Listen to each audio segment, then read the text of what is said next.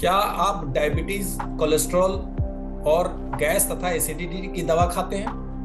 अगर हाँ तो सावधान हो जाएं।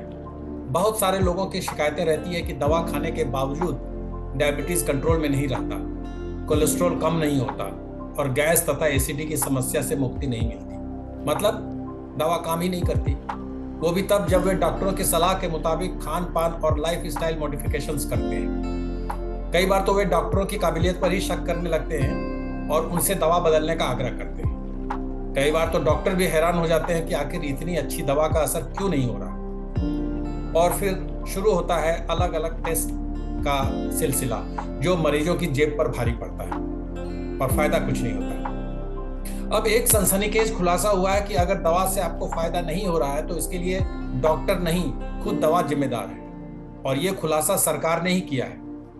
दवा की गुणवत्ता पर नजर और नियंत्रण रखने वाली ड्रग कंट्रोल अथॉरिटी CDSCO ने देश भर में दवाओं की छानबीन कर पाया कि करीब 84 बैचेस की दवाइयां खराब यानी सब स्टैंडर्ड हैं। इनमें से ज्यादातर दवाइयां डायबिटीज, कोलेस्ट्रॉल, गैस और एसिडिटी की हैं, जो काफी बिकती हैं। क्या ये मैन्युफैक्चरिंग ही सब स्टैंडर्ड है या बाजार में मिलावट की जा रही है? आखिर जनता क्या करे? ऐसे सवालों पर आज बात करेंगे डॉक्टर अमिताभ बनर्जी से। Doctor Banerjee DY Patil medical college में प्रोफेसर एमेरिटस हैं और देश के जाने माने महामारी विशेषज्ञ हैं। Doctor Banerjee, welcome. नमस्कार किशोर जी। डॉक्टर साहब, हमारा पहला सवाल तो यही है, हमारे दर्शकों को बताइए कि ये सब स्टैंडर्ड का मतलब क्या है? दवा खराब है, दवा मिलावटी है, दवा का असर नहीं होगा या बुरा असर होगा? इसके कई पहलू है किशोर जी। एक तो होता है कि दवाई बनाते हैं और उसको अगर उसमें अलग अलग कंपोजिशन रहते हैं, केमिकल कंपोजिशन रहते हैं, और वो सही तरीके से जितना ड्रग जो बताता है लेवल में वो सब होना चाहिए, तो वो एक स्टैंडर्ड ड्रग होता है। उसके बाद क्या होता है कि अगर उसमें कोई मिलावट हो, अपना केमिकल कुछ है, वो बड़ा सीरियस हो जाता है, वो स्पूरियस ड्रग होता है। जैसे आपका कुछ चॉक पाउडर मिला दिया हो जिससे कि, तो वो तो डेलिब्रेट, दैट इज़ डेलिब्रेट, वो तो पूरी बेईमानी है, तो वो तो उसका तो बहुत सीरियस पनिशमेंट होता है। दैट इज़ एडल्ट्रेशन या स्पूरियस ड्रग, नकली दवाई। नकली दवाई के भी काफ़ी कारखाने हैं। और एक होता है कि स्टैंडर्ड बनाया है मैन्युफैक्चरर ने, पर जब तक कंज्यूमर के पास पहुंचता है उसके कुछ कंपोजिशन डिग्रेड हो जाते हैं या कुछ कम हो जाते हैं, जितने मात्रा में होने चाहिए उतने मात्रा में ड्यू टू स्टोरेज और डिग्रेडेशन कम हो जाते हैं। तो ऐसे कुछ एक टर्म यूज़ किया है, not standard quality, NSQ, not of standard quality. तो उसके कई ये होते हैं, या तो मैन्युफैक्चर प्रोसेस में भी थोड़े कुछ कमियां हो जाती है, ये हो जाती है, वो मतलब एक प्रकार से खुलेआम बेईमानी नहीं है, पर क्वालिटी कंट्रोल में कुछ कमी हो जाते हैं तो वो नॉट स्टैंडर्ड क्वालिटी कहते हैं, NSQ। और ये तो हमारे देश में कई बार पहले भी सर्वे हुए हैं, 3% दवाइयाँ जो है हमको वो NSQ निकलते हैं टेस्ट करने में, नॉट स्टैंडर्ड क्वालिटी।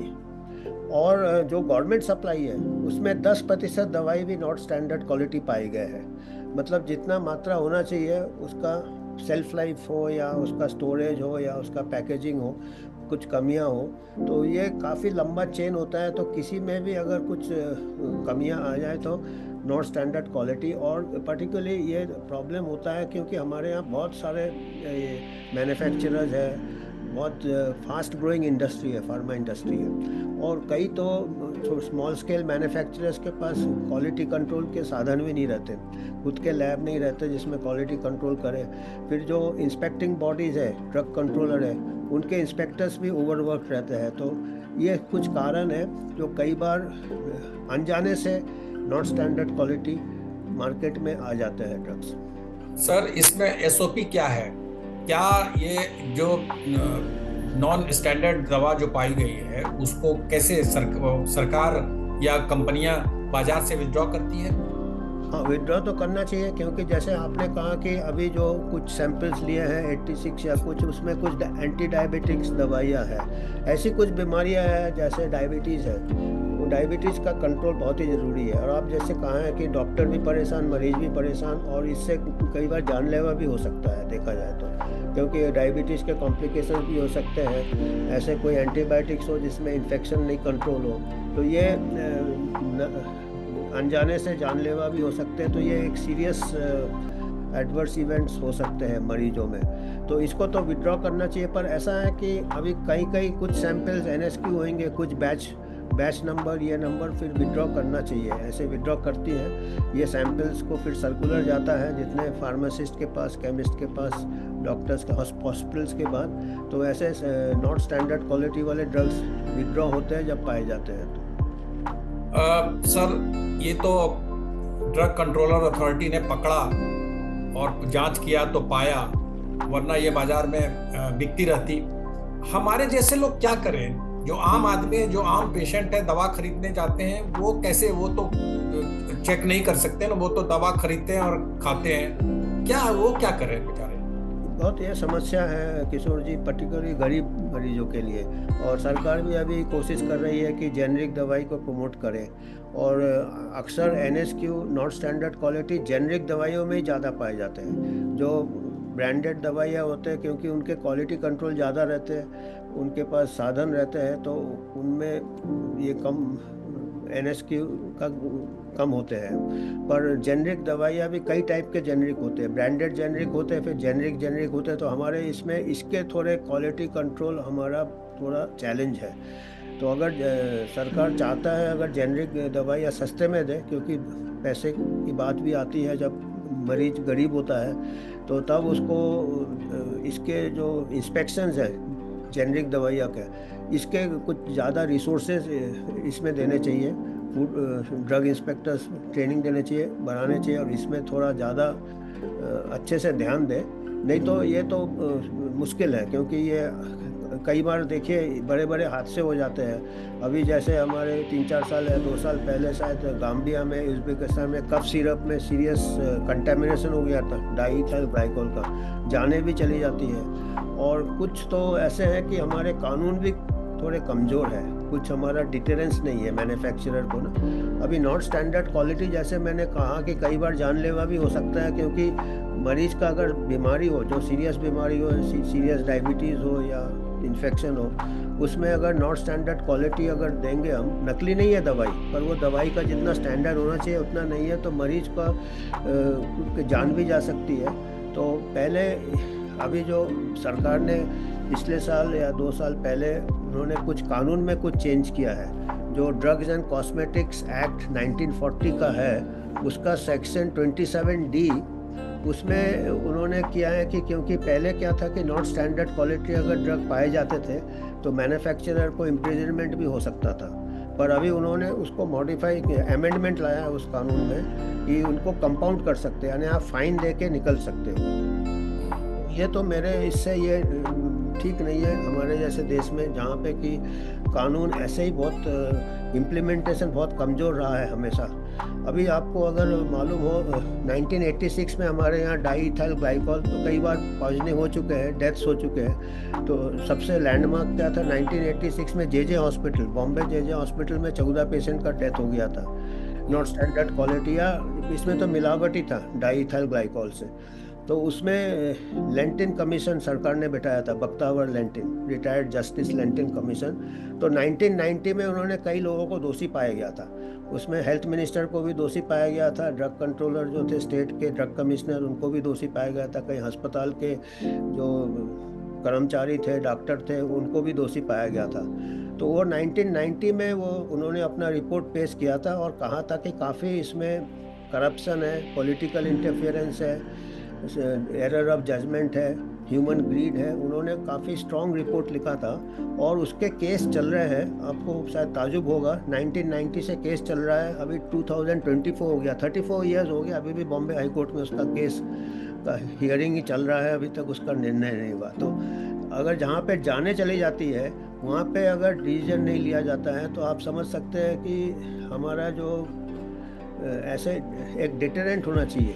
हम ये नहीं कह रहे हैं कि आप उसकी जान ले लो, पर कुछ तो पनिशमेंट होना चाहिए और क्विक डिस्पोजल होना चाहिए। और अभी ये जो अमेंडमेंट किया है 27D drug and cosmetic act, जिसमें कंपाउंड किया जा सकता है, तो ये थोड़ा मतलब गलत दिशा में जा रहा है।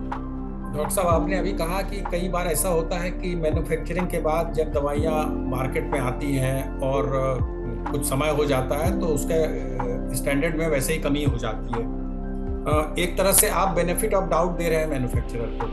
क्या अभी जो रिपोर्ट आई है उसके हिसाब से बड़ी कंपनियां, ब्रांडेड दवाइयां और बड़ी बड़ी कंपनियों के भी की दवाइयां भी हैं, क्या ऐसा तो नहीं कि ये कॉस्ट कटिंग के चक्कर में स्टैंडर्ड को फॉलो नहीं कर रहे? हाँ, ऐसा है, क्योंकि अगर देखिए मैन्युफैक्चर जब बनाता है उसको सब ये चीज़ मद्देनज़र रखना चाहिए कि ये इसको डिस्ट्रीब्यूशन होगा, इसका ट्रांसपोर्ट होगा, इसका स्टोरेज कहीं होगा, कुछ टेम्परेचर मेंटेन कैसे होगा, तो उसका पैकेजिंग क्वालिटी का होना चाहिए। उसका जैसे वाटर प्रूफ पैकेजिंग होना चाहिए, अगर ज़रूरत हो तो वैक्यूम प्रूफ भी होना चाहिए, तो और जो उसका स्टेबिलिटी होना चाहिए, जो टैबलेट्स हो या कैप्सूल हो, ये सब चीज़ें क्वालिटी कंट्रोल में आता है। तो ये सब चीज़ें मैन्युफैक्चरर, अच्छा मैन्युफैक्चरर होगा तो वो सब इसको देखेगा। ये सब अगर नहीं देखेगा तो फिर वो थोड़ी देर जिम्मेदारी उसकी भी थोड़ी बनती है। सर, हमें एक बात बताइए कि ये जो ड्रग कंट्रोलर ड्रग पकड़ता है मार्केट में आने के बाद और ये पता चलता है, ये उठाते हैं, तब तक काफ़ी बिक चुकी होती है दवाइयाँ, ये अप्रूवल भी देते हैं, तो मैन्युफैक्चरिंग के समय ही ये चेक नहीं करते हैं कि करते हैं। उसके बाद ये मार्केट में कैसे आ जाती है दवाइयाँ? ये फैक्ट्री में करते हैं चेक, क्योंकि जितना भी अगर लाइसेंस देते हैं, जो भी ड्रग मैन्युफैक्चर होता है उसका फैक्ट्री इंस्पेक्शन भी होता है। तो ड्रग इंस्पेक्टर्स करते हैं, अधिकारी आते हैं, करते हैं। पर क्या है कि ये तो कंटिन्यूअस प्रोसेस है ना। अभी आप रोज़ इसके लिए डे टू डे जो होता है वो फिर मैन्युफैक्चरर के खुद सेल्फ रेगुलेशन एक होना चाहिए, एक सेल्फ जिम्मेदारी होना चाहिए। उसमें फिर ऐसे जो कानून आ जाता है उसमें कि अगर उसको मैन्युफैक्चरर को मालूम है कि खुदा न खास कर मेरा दवाई से कुछ हानि होता है किसी को या सब स्टैंडर्ड पाया जाता है तो मेरे को जेल हो सकता है, तो वो डेली फिर वो बिगर इंस्पेक्शन का ही वो अपना क्वालिटी कंट्रोल रखेगा। अगर उसको मालूम है कि चलो अभी पैसे दे के निकल जाएंगे, कंपाउंड हो जाएगा, हम वकील लगा देंगे, फिर अभी वो जैसे केस चल रहा है बॉम्बे हाई कोर्ट में 30 साल उससे चल रहा है, अरे चलो कुछ नहीं होता है, ये तो ऐसे ही कोर्ट में चलता रहता केस, तो फिर वो थोड़ा स्लैकनेस आ जाता है उसमें, और फिर प्रॉफिट के लिए क्वांटिटी में ज़्यादा वो ध्यान देता है, क्वालिटी में कम हो जाता है। सर, आप जानते हैं इस देश में सेल्फ रेगुलेशन जो शब्द है वो सिर्फ किताबों में है और प्रैक्टिकल में वो नहीं होता है। आप बांग्ला में एक कहावत है, चोरी विद्या भालो विद्या ज्योति थोड़ा जाए। तो आप बताइए कि ये, मुझे तो लगता है कि ये जानबूझ कर करते हैं, क्योंकि पहले भी कई मामले ऐसे आए हैं, ड्रग कंट्रोलर ने पकड़ा है और फिर वही हुआ कि उसको वापस लिया गया। ये बार बार होता है, लेकिन तब तक काफी दवाइयाँ बिक चुकी होती है और हम खा चुके होते हैं, नुकसान भी हो जाते हैं और पता भी नहीं चलता है। और आप बिल्कुल ठीक बोल रहे हैं, इसीलिए कानून का इम्प्लीमेंट फास्ट कोर्ट होना चाहिए और स्ट्रिक्ट जजमेंट होना चाहिए। इसीलिए ये जो अमेंडमेंट किया है section 27D drugs and cosmetic act 1940, ये गलत दिशा में जा रहे हैं, इसको और ढीला कर दिया कानून को। और दूसरी बात है कि आप डॉक्टर लोग को कहते हो कि वो फार्मा के साथ उठेंगे बैठेंगे नहीं, फार्मा का स्पॉन्सरशिप नहीं रहेंगे, और जो भी कुछ बीमारी हो जाता है, पेशेंट अगर सीरियस हो जाता है तो डॉक्टर के ऊपर ही सब दोष देते हैं। अब डॉक्टर बेचारा क्या करेगा, अगर ऊपर से जो पानी ऊपर से जो आ रहा है, दवाइयाँ आ रहा है, वही कॉम्प्रोमाइज़ हो जाता है। जैसे आप ऊपर से सप्लाई आपका गंदे पानी का है, आप नल को तोड़ के क्या करोगे?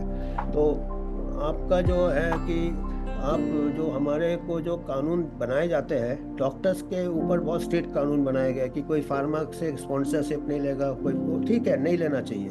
पर जब ऊपर जो है, ऊपर भी काफ़ी कुछ चीज़ें हैं जहाँ पे इंटरेक्शन होता है। फार्मा कंपनीज लॉबिंग करते हैं, हायर अथॉरिटीज़ को लॉबी करते हैं, पॉलिटिकल लॉबिंग करते हैं, यहाँ तक कि आपको मालूम है हर पार्टी को करते हैं। इलेक्ट्रल बॉन्ड में भी काफ़ी उनका योगदान रहता है। तो ये सब में भी थोड़ा नज़र रखना चाहिए कि जो फार्मा कंपनीज है उनको, उनके ऊपर निरीक्षण तभी आप रख सकेंगे जब ऊपर से कॉम्प्रोमाइज़ नहीं हो जाए। क्योंकि लेंटिन कमीशन में जो कहा गया था, उन्होंने जो जजमेंट दिया था, उन्होंने कहा था कि पॉलिटिकल इंटरफेरेंस भी बहुत होता है, क्योंकि बड़े बड़े मैन्युफैक्चरर उनके पॉलिटिकल कनेक्शन भी बहुत रहते हैं, तो ये सब चीज़ें आ जाती है। सर, एक लास्ट क्वेश्चन, फिर से मैं वही पूछूंगा आपसे कि आम आदमी जो बहुत पढ़ा लिखा नहीं है या बहुत जल्दीबाजी में है, दवा तो आदमी खरीदता है जब बहुत जरूरत पड़ती है तभी, वो क्या सोचकर दवा खरीदे?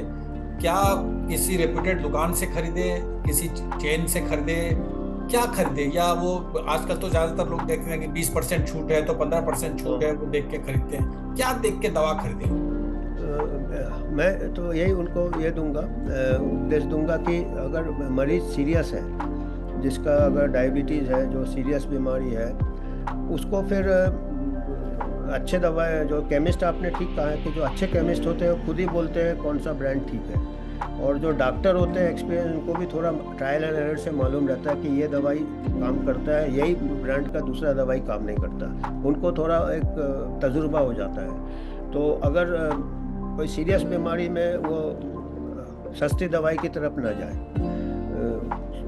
अगर दवाई, और बाकी अगर मरीज़ ठीक नहीं हो रहा है, हो सकता है पैसे कम है तो जेनरिक दवाई ले लिया है जो कि अननोन क्वालिटी का है। जेनरिक भी अच्छे होते हैं, तो अगर मरीज़ ठीक नहीं हो रहा है तो वो फिर दूसरा ब्रांड ट्राई करके देखे। पर अगर मरीज़ बहुत सीरियस है तो हमेशा स्टैंडर्ड दवाई ले, ब्रांड दवाई ले। हालांकि पैसा ज़्यादा लगेगा, पर जैसा स्थिति अभी है, बड़ा अनसर्टन स्थिति है। अभी कितना पानी, कौन सा पानी गंदा है, कौन सा है, हमको पता नहीं है। तो हम कहते हैं कि पानी उबाल के पियो, तो जब तक हमको पता नहीं है पानी बिल्कुल साफ़ हो, तो जब तक हमारा ये वातावरण साफ़ ना हो, तो सीरियस बीमारी के लिए हमेशा अच्छी दवाई ले अगर आपके पास पैसे हो। और पैसे नहीं भी हो, मरीज़ अगर बहुत सीरियस है, डॉक्टर का सलाह ले, उससे पूछे भाई कौन सा जेनरिक ठीक है, क्योंकि डॉक्टर लोग जो तजुर्बे वाले होते हैं उनको मालूम रहता है कि कौन सा जेनरिक अच्छा है, कौन सा कंपनी का रेपुटेशन अच्छा है, उनका खुद के तजुर्बे में कौन सा है। तो यही हम कर सकते हैं।